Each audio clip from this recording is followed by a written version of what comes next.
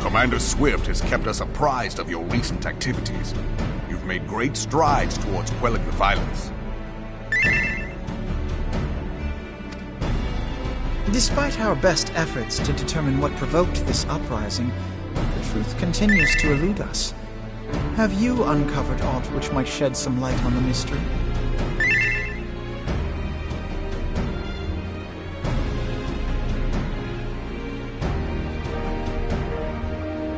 This information does not leave this room. The Syndicate's decision to reject the Doman refugees' appeal for asylum had lasting repercussions. A number of those displaced by the Calamity claimed it was proof of a policy of discrimination. Together with a group of Alamegan refugees, they organized a series of demonstrations to protest against the Sultanate.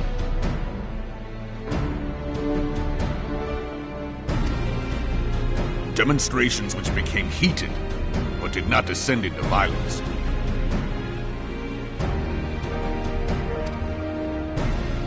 Until a certain incident served as a call to arms. A unit of brass blades sent to supervise a demonstration loosed arrows upon unarmed protesters. It was this atrocity which prompted the refugees to take up arms. I need not tell you what followed. We assumed at first that the attack was born of a miscommunication. When emotions run high, they happen. But suspicions were raised regarding the unit's commanding officer, whom I ordered interrogated.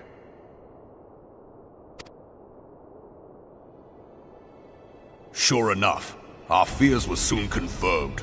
The dog confessed that a merchant had offered him coin to give the order. A merchant in the employ of Taleji Adeleji.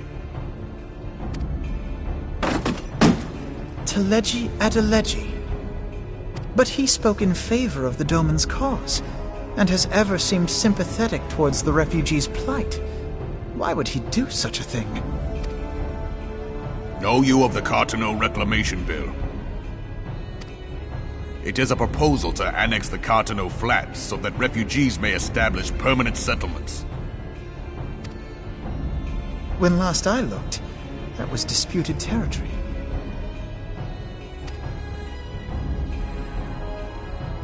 Aye. Some might even call it a battlefield.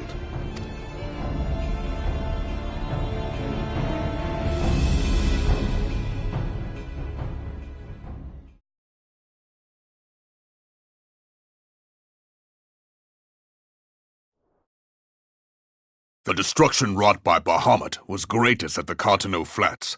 That much is common knowledge. What is less well known is that his rampage laid bare ancient Alagon ruins, of which no record existed. There are certain differences of opinion as to how these ruins should be handled, which is why each nation maintains a military presence in the region to this day. Yet differ though we may, we are still allies. Therefore, in the interest of preserving the Eorzean alliance, we have reached an agreement. Any conflict which may arise during the course of military exercises in the region shall have no bearing on relations between our nations.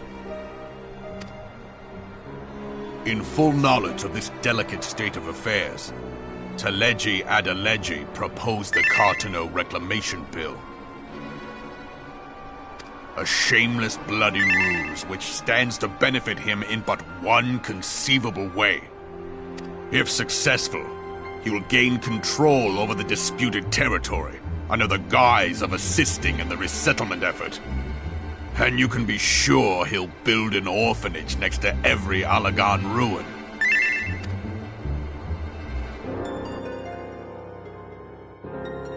The man would threaten the unity of the Eorzean Alliance and risk countless lives for personal gain.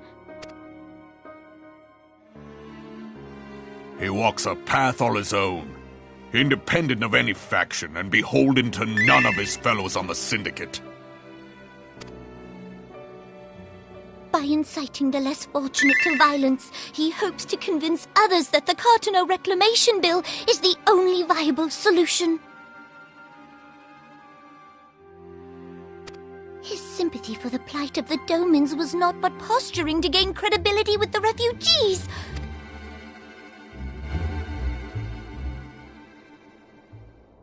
Forgive me, but what could possibly motivate Teleji Adeleji to go to such lengths?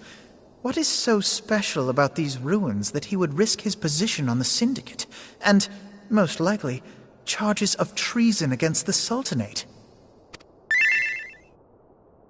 Omega. Pardon?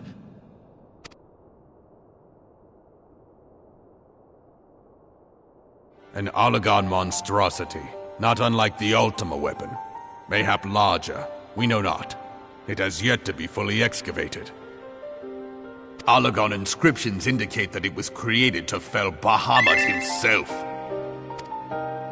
If accurate, it might explain why Nail Van Darnus chose to bring the Red Moon down upon the Cartano Flats. Given the ends he went to ensure Eorzea's annihilation, destroying the one weapon which could stay the Elder Primal may well have seemed like good sense. When first I bore witness to the power of the Ultima weapon, I doubted the evidence of my senses. And now you tell me there is another such weapon, one which could contend with Bahamut. Bahamut! Aye, we were skeptical ourselves. Truth be told, until the Ultima weapon's existence came to light, we thought the inscription had been mistranslated. At present, Omega is more akin to a fossil than a Tuor, having long since ceased to function. As such, its true potential cannot accurately be gauged. However, if someone were to restore it, as the Garleans did the Ultima weapon, I have little doubt that he would wield untold power. Power enough to subjugate Uldar like as not, and the rest of Eorzea besides, which is doubtless why Teleji Adeleji yearns to have it. That he should aspire to world domination. He who has ever walked 2 paces behind Lord Lolorito in matters of commerce. 'Tis in acknowledgement of his own limitations that he seeks this power. Woe betide us all should we allow him to have it.